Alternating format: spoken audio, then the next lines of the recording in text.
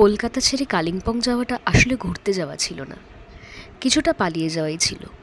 But escape can never be a solution. তাই আমি মনে করি নিজেদের খারাপ সময় আমাদের সত্যিই এমন মানুষজনদের সাথে থাকা উচিত যারা আমাদেরকে পজিটিভ ভাইব দেয়। তাই সব ছেড়ে ছুড়ে দিদির বাড়ি চলে গেলাম, ডুয়ার্সে, দিদি আর জিজুর কাছে।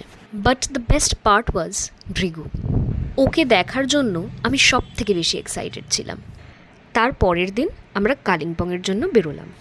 গাড়ি চালানোতে আমি খুব একটা এক্সপার্ট নই, কিন্তু ফাঁকা রাস্তা দেখে জিজু বলল তুই এবারে একটু চালা। তাই বেশ কিছুটা রাস্তা চালিয়ে নিয়ে গেলাম এই সুন্দর ফরেস্টের মাঝখান থেকে। বিকেলের মধ্যেই আমরা পৌঁছে গেলাম হিল টপ ডেলো। আমরা ছিলাম ডেলো হাইজে। হোমস্টেগুলো ভীষণ neat and clean and also pet friendly. আমরা ফ্লোরে একটা বেডশিট পেতে রেখেছিলাম যাতে কার্পেট থেকে ভৃগুর লোমগুলো ক্লিন আপ করতে ওদের বেশি কষ্ট না হয়। বাকি কথা পরে হবে।